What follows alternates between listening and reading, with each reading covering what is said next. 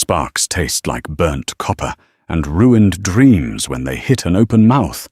Garrett learned that fast in the lower decks of Station Aegis, when a 10-foot alien warlord screams, "Who fixed my armor?" The smart move is to cower in the shadows. Human mechanics don't get medals for tampering with Zelari warplate. They get dismembered. But when a man is running on 3 hours of sleep, stale recaf, and sheer unfiltered spite survival instincts tend to short-circuit. This is his bad day. Grease beneath fingernails never really washes out. It just settles in, becoming a permanent part of the human epidermis. Garrett scrubbed his knuckles with a stiff wire brush until the skin turned raw and weeping, but the black streaks remained stubborn, deeply embedded in the calluses. He spat a wad of synthetic chewing tobacco into a rust-pitted spittoon by his boot. His lower back screamed. It was a dull, throbbing bass note that had been his constant companion since his mid-30s, an occupational hazard of contorting beneath atmospheric thrusters in zero gravity. He was 42 now, though the smudged mirror above the cracked wash basin claimed he looked closer to 60. He sat at the edge of his cot, a half-empty glass of synthetic whiskey dangling between his knees. The stuff smelled like engine degreaser and tasted worse, but it burned the thoughts away if you drank enough of it. He was 50 credits short on rent. His left knee throbbed from an old compression fracture, and the air scrubber in the corner was wheezing its final dusty breaths. Then the knock. It was faint. So faint he almost blamed the wind. 3 muffled thuds low on the metal door, right around knee height. Harrison didn't move. He took a slow breath, the stale air catching in his throat. Out here you didn't answer unexpected knocks. You turned off the lights, grabbed whatever heavy blunt object was closest, and waited for the intruder to either pick the lock or lose interest. He set the glass down on the scuffed linoleum. It landed with a dull clink. 3 Xylari enforcers crowded the entrance of his bay. They were massive bipedal monstrosities of muscle and chitin, standing over 8 feet tall. Their natural armor was a dark, iridescent purple scarred and pitted from countless border skirmishes. The air instantly filled with the smell of them, something akin to wet sulfur and crushed ants. Garrett wiped his hands on an oily rag. "We're closed. Read the sign." He pointed a greasy thumb toward a piece of cardboard hanging by a single piece of tape that read, "After hers feck off." The lead enforcer didn't bother looking at the sign. It stepped forward, the hydraulic servos in its supplemental leg braces whining sharply.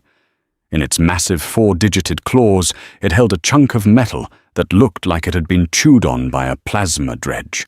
With a deafening crash, the alien dropped the object onto Garrett's reinforced concrete floor. The impact sent a shockwave up Garrett's shins.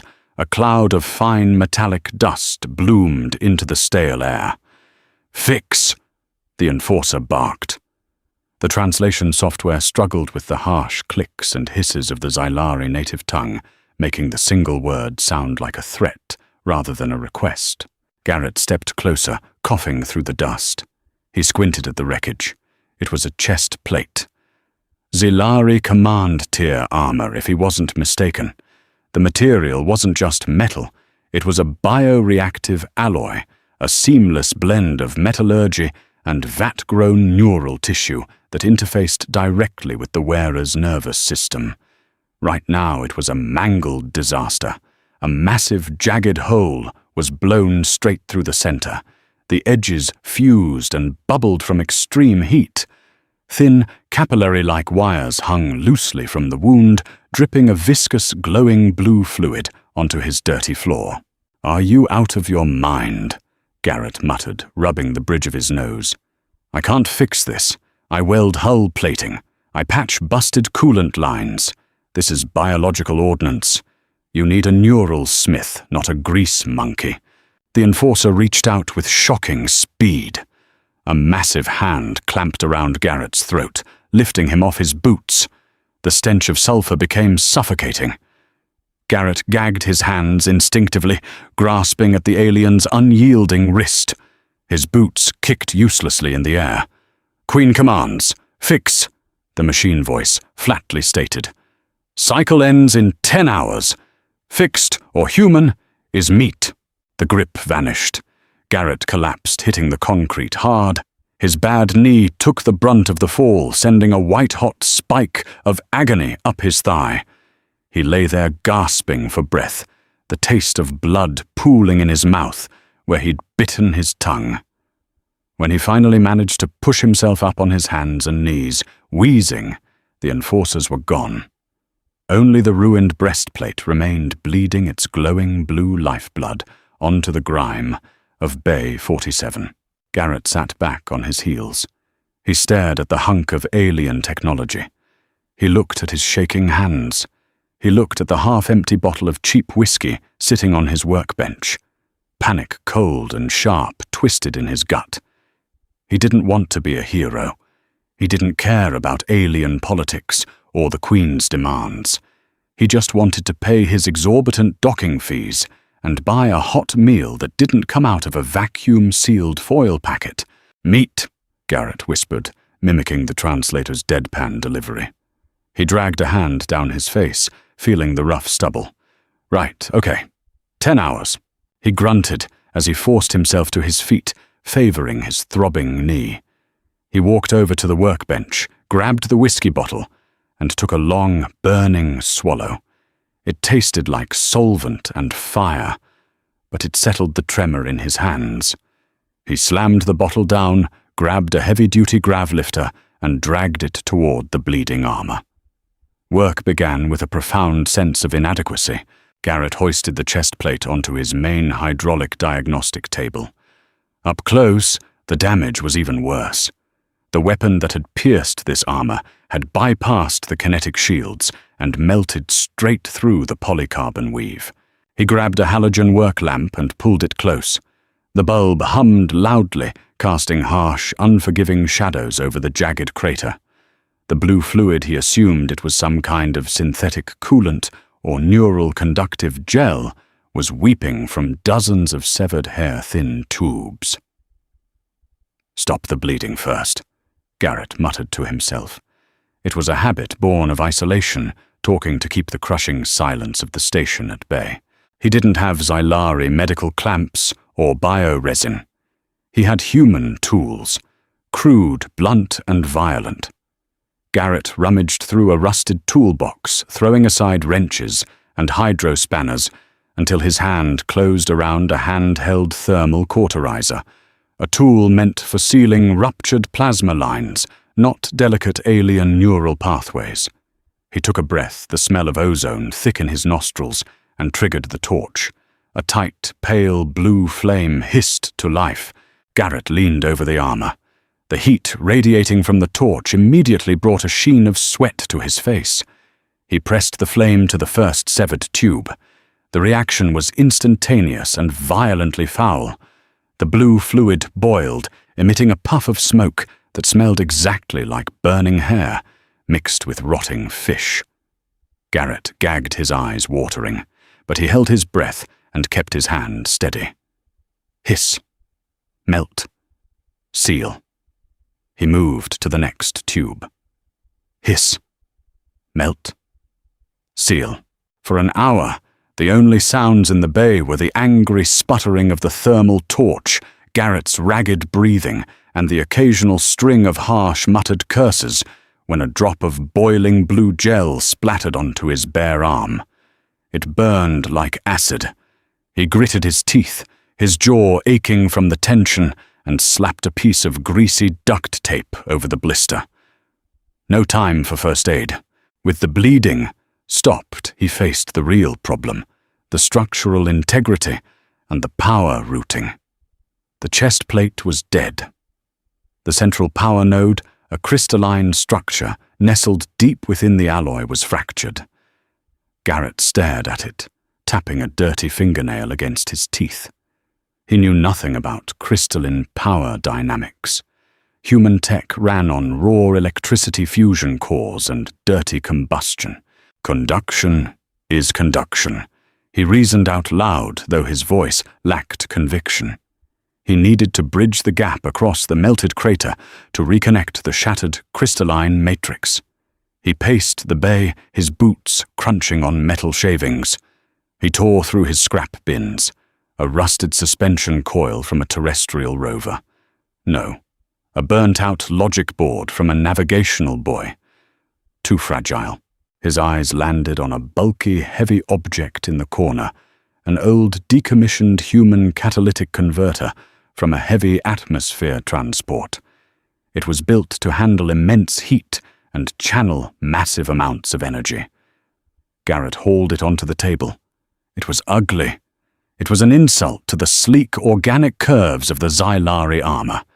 It was a brutalist piece of human engineering, all harsh angles and heavy iron. He grabbed an angle grinder. The heavy tool roared to life in his hands, vibrating aggressively up to his elbows. He pressed the spinning disc into the iron casing of the converter. A shower of brilliant orange sparks erupted, ricocheting off his heavy leather apron and bouncing across the floor. The smell of burning metal was intoxicating, familiar grounding. He cut away the excess, extracting the heavy conductive core. It was thick, braided copper and raw tungsten. Next came the integration. This was where the fear really set in. If he misaligned the power flow, the bioreactive armor might detonate, taking him and half the lower decks with it. Garrett used a heavy plasma welder to fuse the tungsten core directly to the edges of the alien crystalline node. The metals fought each other. The alien alloy shrieked a literal high-pitched acoustic squeal as the raw heat hit it. Garrett squeezed his eyes shut behind his welding mask, bracing for an explosion, blindly holding the trigger down. Hold! Hold! Hold! He released the trigger. The squealing died down to a low, unhappy hum. He lifted his mask. The weld was hideous. It looked like a metallic tumor growing out of the smooth purple armor. The heavy human tungsten bridge spanned the gap thick and crude, wrapped in hastily applied thermal tape. Now for the neural bypass. The armor needed to talk to the wearer. Garrett stripped a length of standard fiber-optic cable, the kind used for station intercoms. He spliced it directly into the fused nerve endings of the bio-armor, using liquid solder to force a connection. He worked through the night. His back locked up a solid sheet of pain radiating from his spine. His vision blurred, forcing him to repeatedly wipe his eyes with filthy hands. He drank the rest of the whiskey not for a buzz, but just to keep his body moving past the point of exhaustion. Around hour 9, he connected a portable human power pack to the crude tungsten bridge. He held his breath. He threw the switch. The heavy copper wires violently jerked. A low, bass-heavy thrum vibrated through the metal table. The jagged crater where he had installed the catalytic core began to glow, not with the smooth, elegant blue of Xylari tech, but with the harsh, angry, flickering orange of human electricity forcing its way through an alien system. The armor twitched. It actually moved, contracting slightly like a lung, taking a painful breath. Garrett stumbled back, his heart hammering against his ribs like a trapped bird. He fell into a pile of empty crates, panting. It was alive. It was an abomination, a Frankenstein's monster of elegant alien biology and brutal human industrial garbage. But the power looped. The bypass held. He looked at the digital clock on the wall. 9 hours and 45 minutes. Garrett didn't celebrate. He just felt sick. He slumped to the floor, propped his back against the cold concrete wall and closed his eyes. The adrenaline crash hit him like a physical blow. He didn't even care if they killed him anymore. He just wanted to sleep. Vibrations woke him. Not the constant annoying hum of the station reactor, but a rhythmic, heavy pounding that made the loose tools on his workbench rattle and dance. Garrett cracked an eye open. His mouth tasted like an ashtray and old blood. His neck was horribly stiff from sleeping sitting up against the wall. He groaned, trying to push himself up, but his limbs felt like lead. The heavy bay doors at the front of the shop shrieked as they were forced open. They didn't slide on their tracks. They were physically pushed apart by immense force. The locking mechanism snapped with a sound like a gunshot. Garrett froze. He scrambled backward, dragging himself on his heels until he was pressed flat against the shadows beneath his main workbench. The cold steel of a heavy crescent wrench pressed against his palm. He gripped it tightly, his knuckles turning white, though he knew a wrench was completely useless. The smell hit first. It was overpowering. Not the dirty sulfur of the enforcers, but something sharper, cleaner, yet infinitely more terrifying. It smelled like ozone-crushed mint and the metallic tang of an impending thunderstorm. Heavy footfalls echoed in the bay. 4 distinct impacts with every step. From his vantage point under the bench, Garrett could only see the legs. They were massive, encased in flawless dark purple chitin, accented with gold filigree. 2 primary legs, thick and muscular, and 2 secondary limbs that stabilized the massive weight. It wasn't an enforcer. It was a queen. Garrett stopped breathing. His lungs burned, but he didn't dare inhale. Zelari queens rarely left their flagships. They were walking dreadnoughts, generals, and royalty, all wrapped into a 10-foot-tall biological weapon. The legs moved toward the center of the room, stopping directly in front of the diagnostic table where the modified armor sat. A long, suffocating silence filled the room. Garrett could hear his own heartbeat rushing in his ears. It sounded deafening. He prayed she wouldn't hear it. Then came the sound of metal scraping against metal. She was touching it. She was examining his hideous, crude, duct-taped patch job. A low, vibrating growl started somewhere deep in the alien's chest. It reverberated through the concrete floor, shaking the dust loose from the rafters. "Who?" The voice did not come from a translation box. It was spoken in harsh, broken but understandable English. The sheer volume of it made Garrett's eardrums ache. It wasn't a question, it was an acoustic shockwave. "Who fixed my armor?" The alien queen roared. The sound shattered the glass of the halogen work lamp overhead. Darkness dropped over the table, illuminated only by the angry flickering orange glow of the human power core pulsing inside the chest plate. Garrett trembled violently. His survival instinct screamed at him to stay hidden, to shrink into nothingness.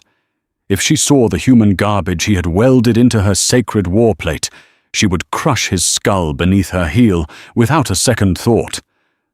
But the silence stretched. The queen shifted her weight, the floor groaning in protest. She wasn't leaving. She was waiting. Garrett swallowed the dry lump in his throat. His knees popped loudly in the quiet room as he slowly, agonizingly crawled out from under the workbench. He stood up. He didn't stand tall. He didn't puff out his chest like the heroes in the old holovids. He stood with a pronounced stoop, his shoulders hunched, his hands shaking so badly he dropped the crescent wrench. It clattered loudly on the floor.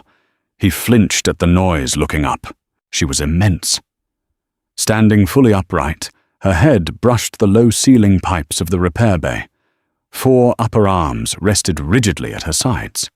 Her face was a nightmare of angular armored plating and 4 glowing, vertically slit yellow eyes.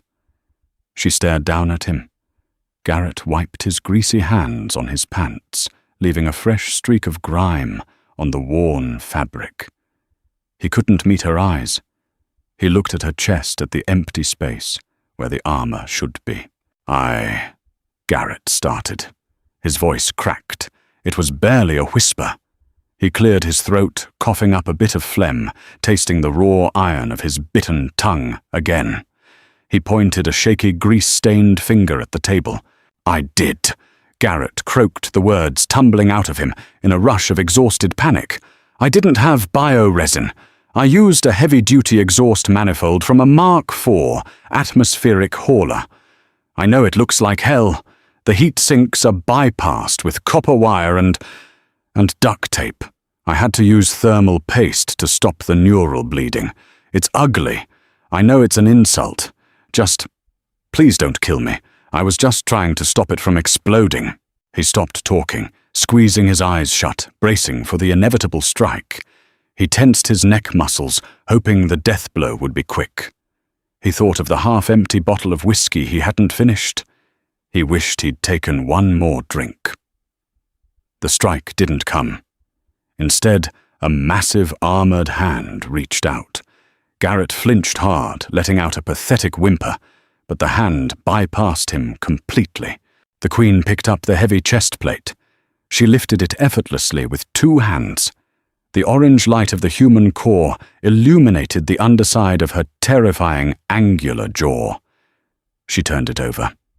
She examined the jagged tungsten weld. She poked the cheap fiber-optic cable, splicing with a massive razor-sharp claw. Garrett opened one eye, his heart hammering against his ribs. The Queen looked from the armor, down to the trembling, filthy human mechanic. Her 4 yellow eyes narrowed. "It is ugly," she stated, her voice, a deep, rumbling, tectonic shift. Garrett swallowed hard, nodding rapidly. "Yes, very ugly. Sir, Ma'am, Your Highness." The Queen rotated the armor again, staring at the pulsing, angry orange light of the human battery pack. "It is crude," she continued. "It lacks elegance. It lacks harmony. The conduction is violent. I can undo it," Garrett lied frantically. He couldn't undo it. If he took that duct tape off, the whole thing would violently decompress. The Queen stepped closer. The smell of ozone and mint washed over him, suffocatingly intense. She leaned down, bringing her terrifying face within inches of Garrett's. He could see the microscopic scratches on her facial plating, the subtle organic shifting of the muscles beneath her jaw. "My neural smiths," the Queen rumbled, "told me this plate was dead. They said the crystalline matrix was shattered. They said the biolink was severed. They told me to discard it." Garrett pressed his back harder against the wall. He had nowhere to go. They were probably right, from a technical standpoint. Yet, the Queen said, her voice dropping an octave, shaking the loose fillings in Garrett's teeth. She pressed the armor against her chest. Instantly, the thick metallic cables dangling from the edges of the armor snapped forward like angry snakes. They dug into the connection ports on her shoulders and waist. Garrett gasped, stepping back. The Queen threw her head back. A deep, guttural sound tore from her throat, half roar, half sigh of profound relief. The hideous orange light of the human catalytic converter pulsed wildly, syncing with the rhythm of the Queen's breathing. The harsh, erratic human energy surged through the alien biocircuitry. The armor didn't reject it.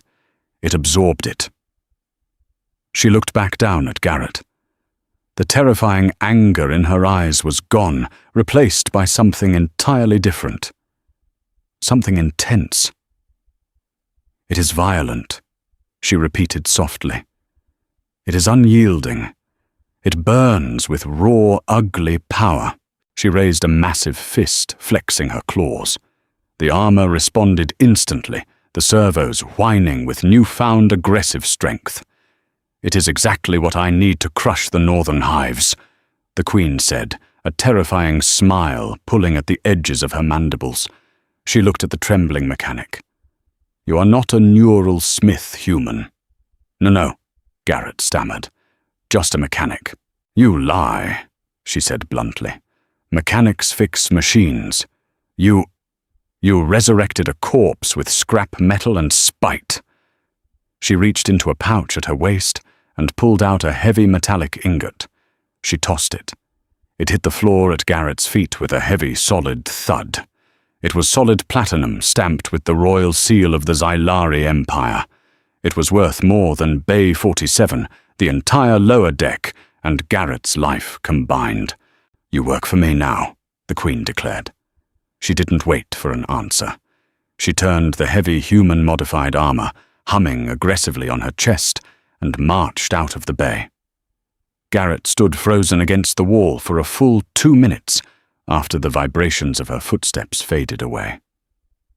He slowly looked down at the platinum bar resting in the grease and metal shavings. He looked at his raw, bleeding hands.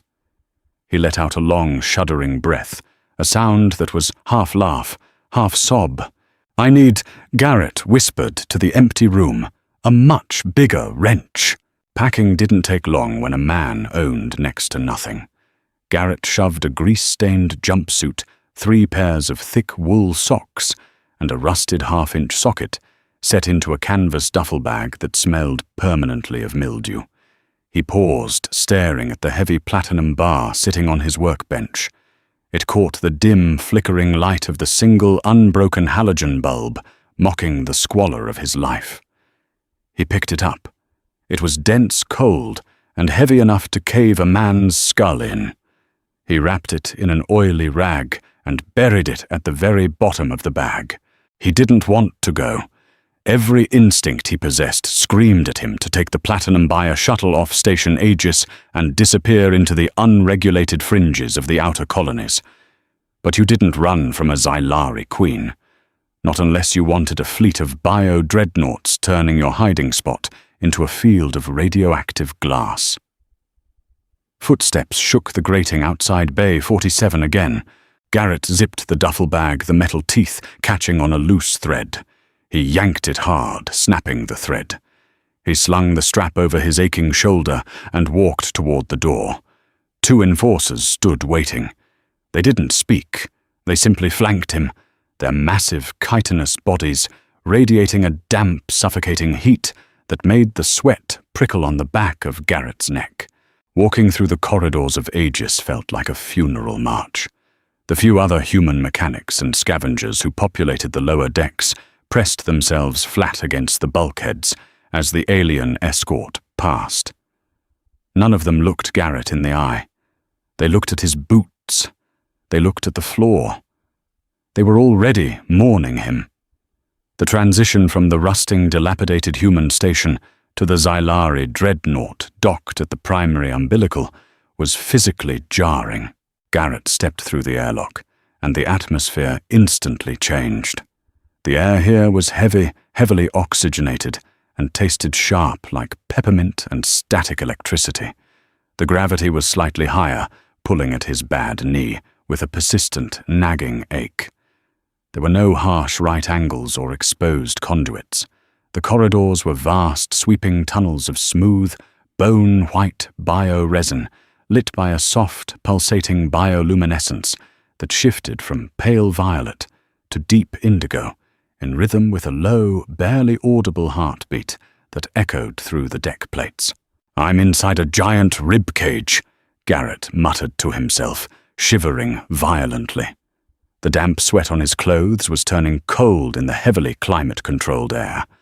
The enforcers guided him through a labyrinth of identical, sweeping corridors.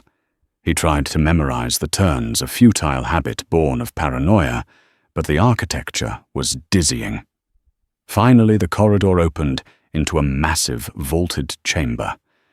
This was not a mechanic's bay. It was a cathedral to warfare.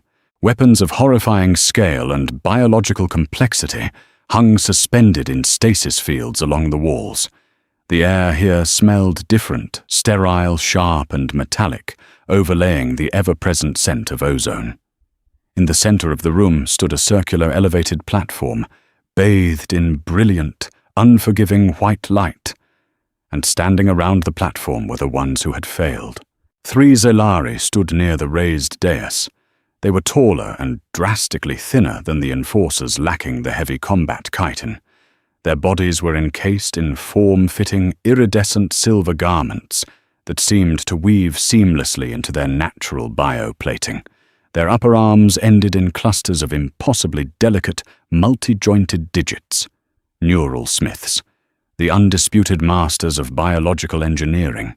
They turned their elongated, angular heads as Garrett was marched into the room. Their 4 vertically slit eyes, glowing a cool, detached silver, locked onto him. The collective wave of absolute, unadulterated disgust was almost a physical force in the room. Garrett felt incredibly small. He smelled like cheap tobacco, 3 days of unwashed sweat and burnt transmission fluid.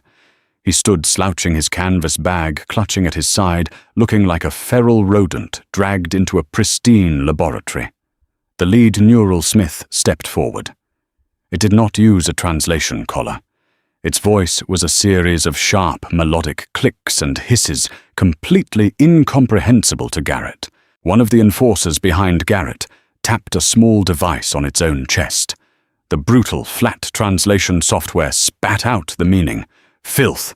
The Prime Architect demands to know why this rot-crawling primate has been brought to the sanctum. Garrett tightened his grip on his bag. He didn't say a word. He knew his place. You don't argue with the architect of a war machine while standing inside the war machine. Heavy 4-beat footfalls echoed from the far archway. The air pressure in the room seemed to shift. The Queen entered. She wasn't wearing her full war plate, only the chest piece Garrett had brutally salvaged. The stark contrast was horrifyingly apparent under the harsh white lights of the sanctum. The smooth, elegant purple bioalloy was horribly marred by the massive brutalist block of human iron and tungsten sitting in its center. The thick copper wires Garrett had spliced were wrapped in frayed grey duct tape, holding the thermal patches in place. It was a scar, a terrible, ugly, functional scar, and right in the center of it, the human catalytic power core pulsed with an angry, flickering orange light that looked incredibly alien against the cool blue and violet hues of the Xylari technology. The 3 neural smiths immediately dropped to one knee, bowing their heads in profound reverence. Garrett just stood there, too tired and terrified to figure out the proper etiquette. "Rise, Architect," the Queen rumbled in English, her voice vibrating the liquid in Garrett's eyeballs. The lead smith rose, its silver eyes instantly locking onto the chest plate. A high-pitched, distressed chittering erupted from its mandibles. The translator box clicked on. "Blasphemy. Highness, your matrix is corrupted. It bleeds raw radiation. The neural links are smothered in crude carbon paste. This abomination will sever your nervous system." The Queen looked down at the orange glow pulsing against her chest. "It did not sever my system, Architect. It violently bypassed the dead nodes. You told me the plate was a husk. You told me to mourn it." She pointed one of her massive upper arms at Garrett. "He did not mourn it. He woke it up." The Architect turned its silver gaze to Garrett. If looks could incinerate, Garrett would have been a pile of ash. "Primate," the translator buzzed, failing to capture the sneer in the alien's tone. "Explain this. Butchery. What harmonic frequency did you employ to bridge the shattered crystalline fracture?" Garrett swallowed dryly. He looked at the Queen, then back to the towering, pristine alien engineer. The sheer absurdity of the situation finally managed to override his terror, sparking that familiar, stubborn irritation that always flared up when someone criticized his shop work. "I didn't use a harmonic frequency," Garrett said, his voice raspy, but surprisingly steady. "I used a tungsten bridge." The Architect stared. The translator struggled for a moment, then spat the word back. The alien hissed, "Tungsten is dead matter. It has no neural resonance. It cannot carry the bioelectric command." "Yeah, well, it doesn't have a choice," Garrett shot back, shifting his weight off his bad knee. He reached up and rubbed the back of his neck, leaving a fresh smear of grease on his collar. "Look, pal, your bioelectric stuff is great. It's smooth. It talks to the armor. But when the bridge blew out, your armor didn't need a conversation. It needed a jump start." He pointed a calloused, dirty finger at the glowing orange core. That's a Mark IV atmospheric transport catalytic core. It's designed to handle 100,000 volts of raw, dirty combustion energy and force it through a solid iron block without melting. It doesn't ask the armor for permission to send power. It shoves it down the conduit's throat. The silence in the sanctum was absolute. The three neural smiths stood perfectly still, their mandibles slightly parted in stunned horror at the sheer brutality of the concept. "You forced a dead matter conduit to carry a living signal," the architect whispered, the translator barely catching the sound. "The trauma to the bioalloy. It must be an agony." "Probably." Garrett shrugged, feeling a grim, cynical satisfaction. "But it's breathing, and it's holding pressure. Your crystal matrix was too delicate. Human tech is stupid, but it's stubborn. We build things to take a beating, not to win a beauty contest." The Queen let out a sound that sounded suspiciously like a low, rumbling laugh. It rattled the weapons in their stasis fields. "Stubborn," she repeated, tasting the word. She placed a massive hand over the duct-taped monstrosity on her chest. The orange light flared, glowing brighter between her armored digits. "Yes, it feels angry. It feels like spite." She turned her 4 yellow eyes back to the architect. "Prepare the simulation chamber. Maximum kinetic yield. I will test this human spite." The architect bowed low, though Garrett could see the creature's delicate hands trembling with suppressed outrage. As the smiths scrambled to the control consoles, the Queen walked past Garrett. The smell of ozone and crushed mint washed over him. She stopped just beside him, not looking down. "If the weld breaks human," she said softly, the rumble meant only for his ears, "the feedback loop will vaporize my upper torso." Garrett felt a drop of cold sweat trace a line down his spine. "It won't break, Your Highness." "It had better not," she replied. "Because if I die, my enforcers will spend the next 3 cycles keeping you alive while they disassemble you." She strode toward the heavy blast doors at the far end of the room. Garrett stood alone, clutching his mildewed bag, desperately hoping he had used enough duct tape. Waiting was infinitely worse than working. When Garrett had a welding torch in his hand, his mind was occupied. He had variables to control, heat signatures to monitor, and immediate problems to solve. Standing behind a 4-inch thick pane of transparent aluminum, utterly useless, was agonizing. The simulation chamber was an enormous spherical room composed entirely of heavy, scar-pitted metal. No elegant bioresin here. This was a room designed to absorb catastrophic violence. The Queen stood dead center. She was fully armored now. The rest of her warplate had been grafted on massive shoulder pauldrons, heavily reinforced leg guards, and a terrifying sweeping helmet that covered her eyes in a sheer opaque visor of black chitin. But the chest piece remained exposed. The neural smiths had refused to cover the abomination with standard armor plating, citing interference with the bioweave. Garrett knew the truth. They wanted it visible, so they could record exactly how his crude human fix failed. Garrett stood at the observation console next to the architect. The alien engineer refused to look at him, keeping its silver eyes fixed on the holographic readouts hovering above the control board. "Engaging primary drone swarm," the architect hissed, its long, delicate fingers dancing across the glowing interface. Inside the chamber, the walls shifted. Dozens of hidden hatches irised open, and a swarm of spherical spiked drones poured into the air. They were the size of human skulls, humming with a vicious, high-pitched whine that penetrated the thick glass of the observation deck. "Those are kinetic kill drones." The architect said, a hint of smug satisfaction in the translator's deadpan delivery. "They impact with the force of a micrometeorite. We shall see how your stubborn dead matter holds under multi-directional trauma." Garrett didn't answer. He chewed fiercely on the inside of his cheek, tasting blood. He watched the orange glow of the catalytic core pulsing against the dark purple of the Queen's armor. The drones attacked. It wasn't a coordinated, elegant strike. It was a torrential downpour of violence. The drones hurled themselves at the Queen from every angle, transforming into blurs of silver motion. The Queen didn't flinch. She raised her forearms, and her armor reacted. Deep, resonant violet energy flared around her, creating a localized kinetic shield. Bang! Bang! Crack! The sound of the impacts was deafening, even through the soundproofing. Drones shattered against her shields, raining twisted metal and sparks down onto the floor. But there were too many.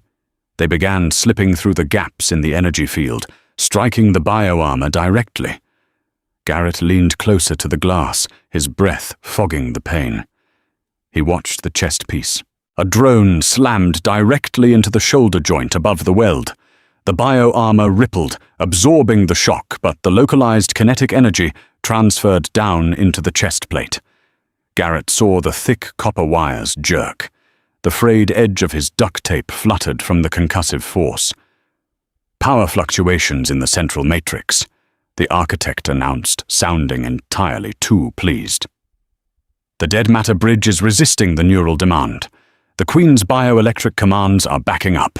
Come on, Garrett whispered, gripping the metal railing in front of him until his knuckles turned white. You stupid chunk of iron, breathe. Just breathe. Inside the chamber, the Queen roared. It was a sound of immense frustration. She swung a massive armored fist, completely obliterating 3 drones in a shower of sparks, but her movements were slightly sluggish. The armor was fighting her. The refined, elegant Zilari neural commands were slamming into the brutal, heavy resistance of the human tungsten bridge. Crack! A thin, wispy trail of foul-smelling grey smoke puffed from the edge of Garrett's weld. Thermal runaway. The architect clicked sharply. The primate's crude heat sinks are failing. The bioresin is beginning to boil. I am aborting the simulation to preserve the Queen's life. No, Garrett shouted. He lunged forward, slamming his greasy hand down over the architect's delicate digits, physically pinning the alien's hand to the console. The architect recoiled with a violently offended hiss, its silver eyes flaring bright. Remove your filthy extremity, primate. Look at the readouts, you idiot, Garrett yelled, pointing desperately at the holographic display with his free hand. The architect sneered, but glanced at the data stream. Its mandibles stopped clicking. The orange glow in the center of the Queen's chest wasn't dimming. It was violently intensifying. The human catalytic core designed to handle extreme heat and pressure was finally waking up. It wasn't failing. It was choking on the delicate low-voltage biosignals. It wanted more. It demanded combustion. It's a bottleneck, Garrett said, his voice dropping to a frantic, breathless rasp. He hit the comms button on the console, opening a channel directly into the Queen's helmet. Highness, Garrett shouted over the sound of shattering drones. Stop trying to talk to the armor. Stop using your neural link gently. The core is iron. It's deaf. You have to scream at it. Flood the conduit. In the chamber, the Queen paused. A drone slammed hard into her thigh plate, staggering her a half step. She looked up toward the observation glass. Even through the opaque black visor, Garrett felt the weight of her stare.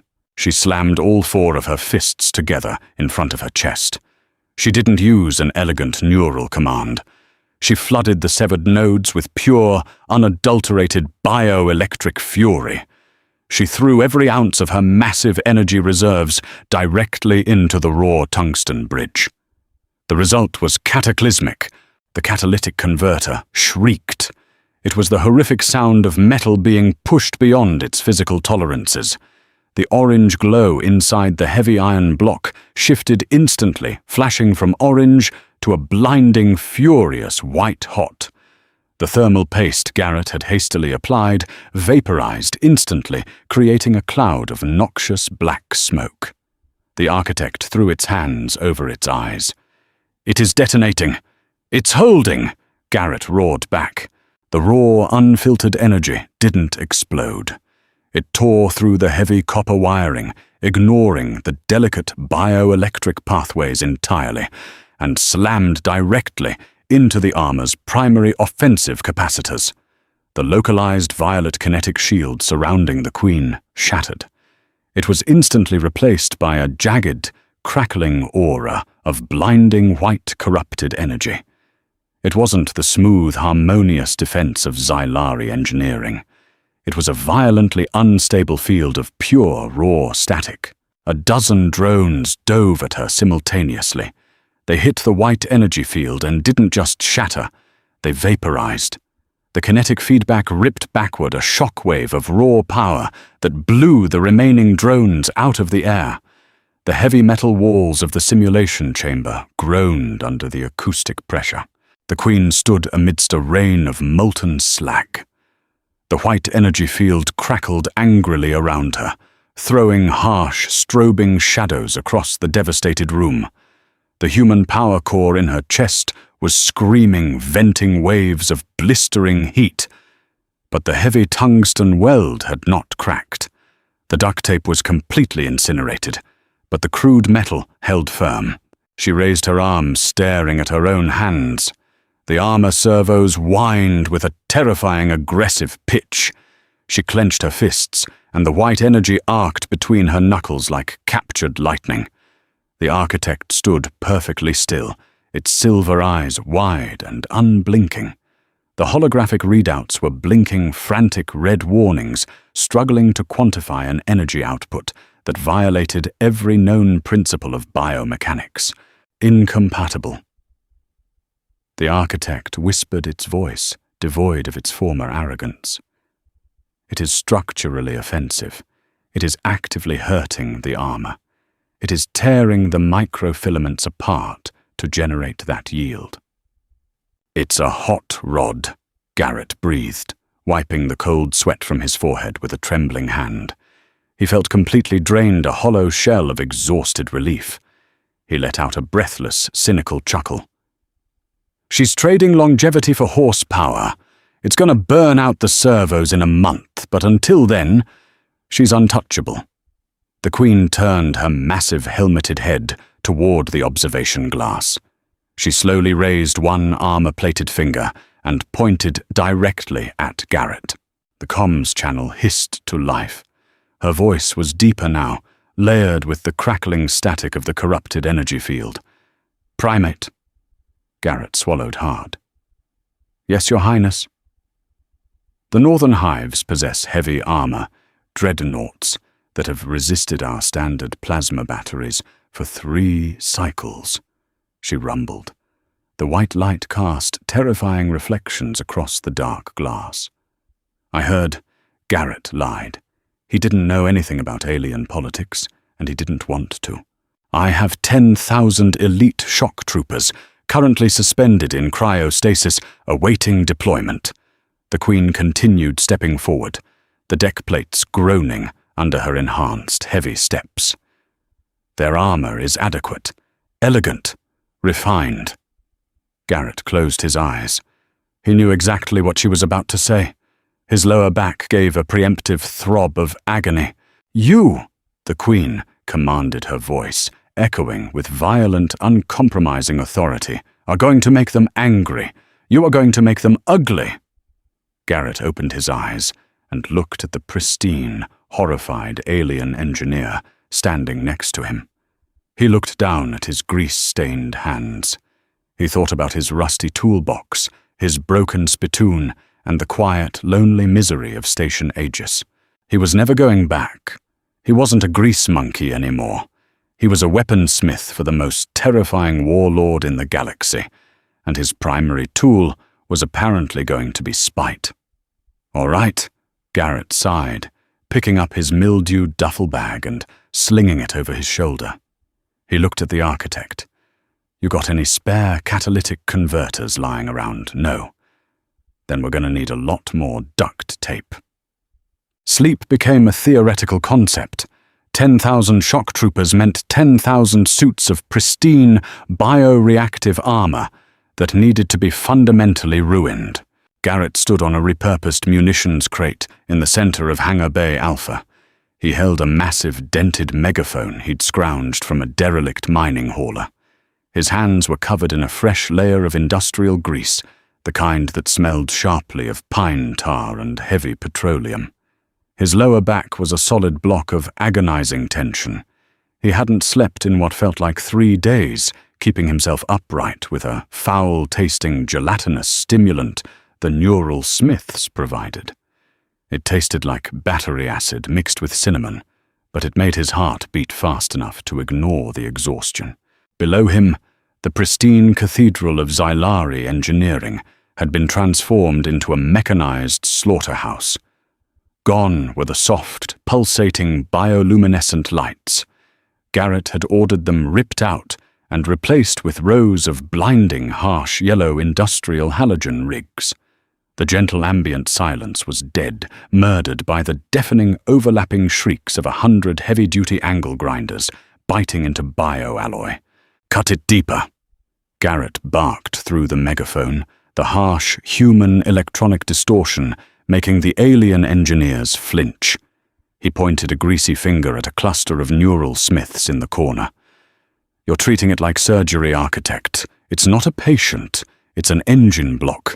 Gouge out the primary nodes. Make room for the alternators." The architect, stripped of its elegant silver robes and forced into a heavy heat-resistant synthetic apron, glared up at him with unblinking silver eyes. The alien's delicate, multi-jointed fingers were currently wrapped around the handle of a brutal pneumatic rivet gun. It looked like a praying mantis trying to wield a sledgehammer. "Primate Ur." The architect's translator hissed over the industrial din. "The structural integrity of the dorsal plating drops by 40% when we sever these spinal capillaries. The armor will not mend itself." "It doesn't need to mend itself.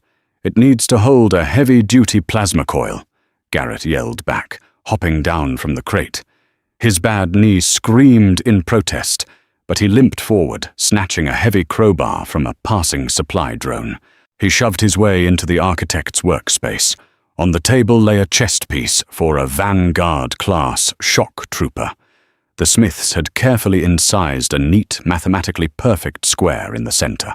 Garrett jammed the crowbar into the neat incision and leaned his entire body weight backward. The bioalloy groaned, then snapped with a sickening crack that sounded like a breaking femur. Jagged, ugly edges curled upward. Viscous blue fluid sprayed across Garrett's face and the architect's pristine chest. Garrett didn't wipe it off. He spat a mouthful of blue-tinged saliva onto the grated floor. "Math doesn't win bar fights. Brute force does. Shove the coil in there, weld the tungsten leads directly to the raw nerve endings, and duct tape the primary cooling vents shut." The architect recoiled. "Tape the vents. The thermal backwash will roast the wearer's epidermis." "They're shock troopers," Garrett growled, wiping his brow with a filthy forearm. "If they live long enough to get blisters, they aren't fighting hard enough. We are redlining these suits.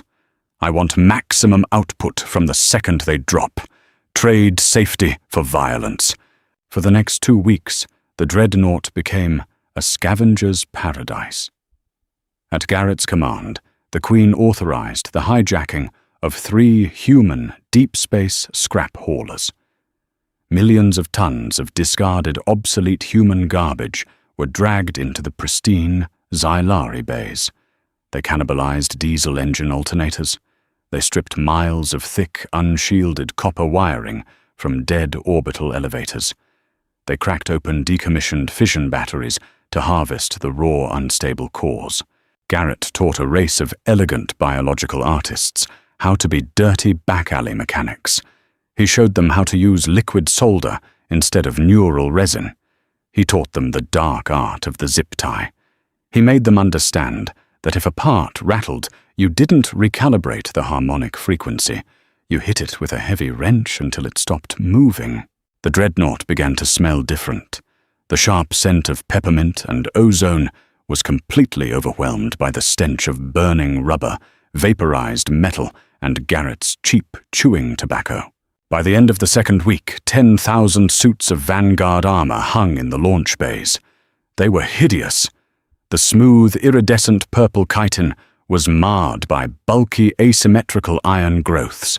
Thick bundles of braided copper wire ran across the exterior like parasitic veins, hastily bolted down with rusted brackets. They were heavy. They were crude. They hummed with an angry, unstable vibration that made the air in the bays taste like copper. Garrett stood at the observation deck overlooking the legions of modified armor. He leaned heavily against the railing, a cup of the terrible cinnamon acid stimulant trembling in his hand. Heavy 4-beat footsteps approached from behind. The Queen. She wore her own hot-rodded armor, the massive human catalytic core pulsing an angry, erratic orange in her chest. "They are abominations," the Queen rumbled softly, standing beside him. "Yeah," Garrett said, his voice a hoarse rasp. He didn't bother looking up at her. He was too tired for protocol. "They look like a junkyard threw up on a jewelry store." "My neural smiths weep in their sleep," she noted, though the tectonic rumble in her chest sounded dangerously close to amusement. "Tell 'em to cry quieter," Garrett muttered, taking a sip of his acid. "I got a headache. The real question is, will your boys actually wear this garbage?" The Queen looked down at the sprawling hangar. "They are Vanguard. They live to serve the Hive. If I command them to wear the dead matter of a primate, they will do so. But they are uneasy. The armor does not sing to them. It snarls. It's gonna do more than snarl when they hit the dirt," Garrett said, finally turning to look at the towering alien warlord. "You understand what I built here, right? This isn't sustainable. These suits are basically time bombs. The human batteries are overpowering the biocircuitry. In 4 hours of active combat, the servos will melt into slag. The neural links will fry. The armor will literally cook them alive from the inside out." The Queen's 4 yellow eyes narrowed, locking onto his tired, bloodshot human eyes. 4 hours. "If they're lucky," Garrett corrected. "But for those 4 hours, they are going to output 300% more kinetic energy than anything your northern enemies have ever mathematically calculated. They won't just punch through shields. They'll shatter the atmospheric pressure around the impact zones." The Queen turned her gaze back to the hangar. She raised a massive clawed hand and pressed it against the reinforced glass. "The Northern Hives believe war is a game of attrition," she whispered, a terrifying, predatory hiss creeping into her English. "They believe in geometry, in perfectly aligned phalanxes, in calculated shield rotations." She looked back at Garrett, the orange light from her chest illuminating the sharp, violent angles of her mandibles. "We will show them the geometry of a blunt instrument." Drop day. Garrett didn't deploy. He wasn't stupid. He was sequestered in the primary tactical command center alongside the architect. The room was dark, lit only by the massive curved holographic displays projecting the surface of the Northern Hive's home world, a desolate rocky sphere covered in sweeping, jagged fortresses of pale grey biostone. Garrett sat in a chair he'd personally scavenged and dragged up from the lower decks a worn pleather captain's seat from a rusted human freighter. It squeaked loudly whenever he shifted his weight, a sound that made the surrounding Xylari officers visibly twitch. "Atmospheric entry in 30 seconds, the architect announced. The alien's voice was tight-strained. It was watching the telemetry of the 10,000 modified suits. "How are the heat sinks?" Garrett asked, chewing aggressively on a thumbnail. "Failing, obviously." The architect spat back, its silver eyes glued to the scrolling data. The Vanguard haven't even engaged the enemy, and the ambient core temperatures of the human batteries are already exceeding safety thresholds by 90%. The bioresin is beginning to separate. "Good," Garrett grunted. "Means they're primed. Open the vents." The holographic display shifted, zooming in on the primary northern fortress. It was a massive, sprawling complex, protected by a shimmering, perfectly spherical blue energy shield. Below the shield, thousands of northern defenders stood in immaculate, tightly packed formations, their weapons synced in perfect, terrifying harmony. The sky above the fortress tore open. 10,000 drop pods slammed into the atmosphere. They didn't decelerate smoothly. Because of the sheer added weight of the human iron and heavy metals, the pods plummeted like meteors. Impact in 5, 4, 3. The architect's voice began to tremble. The tactical feed flared blinding white as the drop pods slammed directly into the Northern Hive's planetary shield. Usually a kinetic barrier absorbed the impact, bleeding the momentum away in a ripple of dispersed energy. But these pods were too heavy, too dense. The shield didn't ripple. It shattered like a pane of cheap glass struck by a hammer. The acoustic shockwave of the failing shield was so massive it registered on the dreadnought's orbital sensors. The pods slammed into the grey biostone of the fortress courtyard, kicking up plumes of dust and pulverized rock hundreds of feet into the air. Silence hung in the command center. "Telemetry," Garrett demanded, leaning forward in his squeaking chair, his heart hammering against his ribs. They are alive," the architect whispered, its mandibles parted in shock. "All of them. The heavy iron absorbed the inertial shock. But the armor is screaming." On the visual feed, the dust began to settle. The northern defenders raised their plasma rifles, firing a coordinated, mathematically perfect volley into the cratered courtyard. Blue plasma splashed against the smoke. Then the smoke ripped apart. The Vanguard charged. Garrett stood up from his chair. He forgot his back pain. He forgot to breathe. They didn't move like Xylari. Xylari were elegant. They flowed like water, their bio-armor enhancing their natural grace. These troops didn't flow.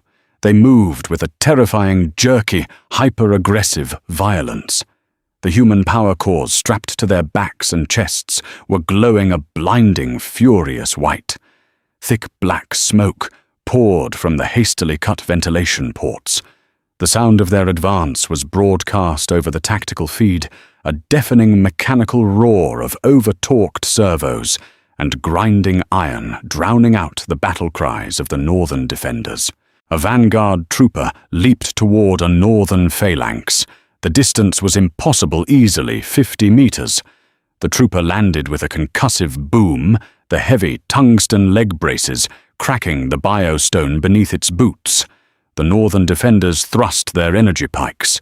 The weapons sparked against the thick, crude iron plating Garrett had bolted over the trooper's chest, failing to penetrate the dead metal. The Vanguard trooper didn't bother using a weapon. It grabbed a northern defender by the helmet and simply squeezed. The overclocked, hot-rodded servos whined with agonizing pitch. The northern helmet, designed to deflect plasma fire, buckled and crumpled under the sheer, raw mechanical torque. "By the ancestors," one of the Xylari tactical officers breathed, stepping back from the holographic display. It wasn't a battle. It was a demolition. The Vanguard tore through the immaculate formations like rabid animals let loose in a museum. The human energy cores forced the bioarmor to swing faster, hit harder, and absorb punishment that should have liquefied the wearer. They fought through plasma burns, through severed limbs, propelled entirely by the brutal, unyielding surge of dirty human electricity. "Core temperatures critical," the architect yelled, frantically typing on its console. "Sector 4 Vanguard are hitting 200 degrees Celsius. The duct tape is incinerating. The wiring is melting into their flesh." "They don't care," Garrett shouted, pointing at the screen. He was right. On the feed, a vanguard trooper, whose left arm was completely engulfed in electrical fire, used that same burning arm to punch straight through the chest cavity of a northern heavy gunner. The trooper didn't slow down. It was a machine of pure spite. The geometry of the northern hives shattered. Their perfect lines broke. Panic, a deeply illogical emotion for their caste, rippled through their ranks. They were fighting monsters, creatures that bled blue fluid and black oil, that burned from the inside out, and that refused to stop moving. At the 2-hour mark, the northern fortress's primary spire collapsed, its foundation pulverized by the raw concussive force of 10,000 overclocked iron fists. At the 3-hour mark, the Northern Queen surrendered. By the 4th hour, the vanguard began to drop. Not from enemy fire, but from total catastrophic failure. The servos melted. The wiring fused. The human batteries finally died, leaving the surviving troops locked in rigid, smoking husks of dead iron and charred bioalloy. Garrett sank back into his pleather chair. The squeak echoed loudly in the dead, silent command center. He dragged a trembling hand down his face, smearing sweat and grease into his eyes. It stung, but he welcomed the pain. It grounded him. He looked over at the architect. The alien engineer was staring at the holographic feed of the burning, conquered fortress. Its silver eyes were wide, vacant. "You broke the art of war," the architect whispered, turning its elongated head to look at Garrett. "No," Garrett sighed, pulling a foil packet of chewing tobacco from his pocket. He packed a lip with shaking fingers. "I just reminded them what a wrench is for." The war was over in a single cycle. The northern hives capitulated, entirely terrified by the Queen's willingness to corrupt her own forces with such grotesque suicidal power. Garrett didn't attend the victory celebrations. He hated crowds, and he especially hated crowds of 8-foot-tall insectoid warriors. Instead, he was in his new shop. The Queen had given him the entire aft section of the Dreadnought's engineering bay. It was massive, big enough to house 3 human frigates, and by Garrett's explicit decree it was filthy. He had imported actual dirt from a terrestrial colony. He had oil slicks on the grated floors. The ambient lighting was perpetually set to a dim, buzzing halogen yellow. Garrett was lying on his back beneath a massive, hovering Xylari transport skiff, trying to pry a busted anti-grav node loose with a titanium pry bar. His back hurt. His knee throbbed. The air tasted of ozone and stale coffee. Heavy footfalls approached.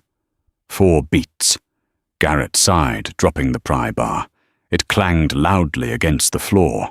He grabbed a rag, wiped his hands, and rolled out from under the skiff on a rusted mechanic's creeper. The Queen stood in the center of his shop. She was no longer wearing the hot-rodded vanguard armor. She wore a ceremonial robe of deep crimson, woven with gold threads.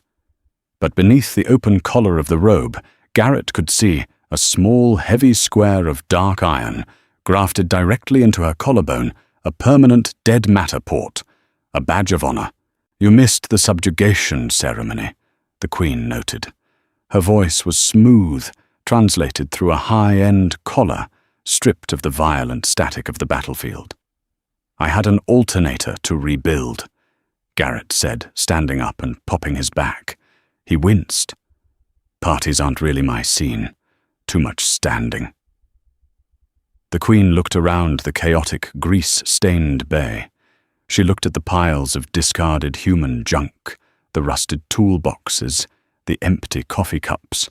"The architect petitioned to have you executed this morning," the Queen said casually. Garrett stopped wiping his hands. "Oh, that's nice of him. Did you—" "No." The Queen rumbled. "I promoted him. He is now the Chief of Aesthetic Design, a completely useless title.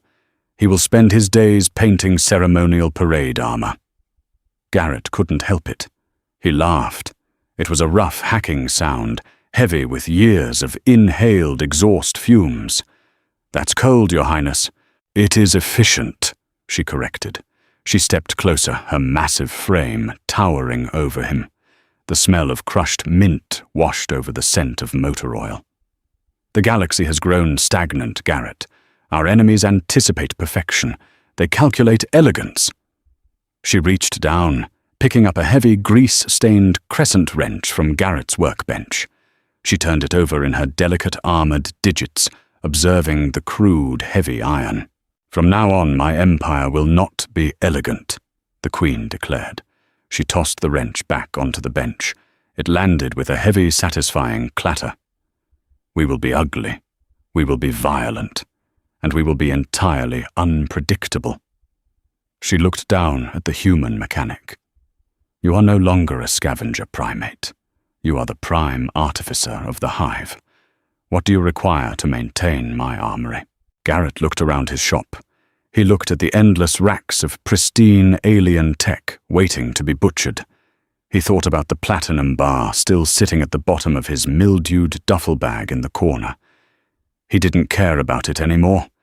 He had an entire armada to ruin. He had a job. He belonged here in the dirt, the grease, and the glorious, spiteful noise. Garrett rubbed his jaw, feeling the rough stubble. Well, he started a slow, cynical grin spreading across his tired face. "First off, I'm gonna need a supplier who can get me bulk shipments of WD-40 and duct tape, military grade, none of that cheap civilian synthetic crap." The Queen tilted her head, her mandibles clicking softly. "It shall be done, prime artificer." Garrett nodded, picking up his pry bar. "Good. Now if you'll excuse me, Highness, this anti-grav drive is being stubborn, and I need to hit it with a hammer." The Queen turned and walked away, the heavy blast doors sealing behind her. Garrett slid back under the transport skiff. He positioned the pry bar, took a deep breath of the foul, oily air, and smiled in the dark.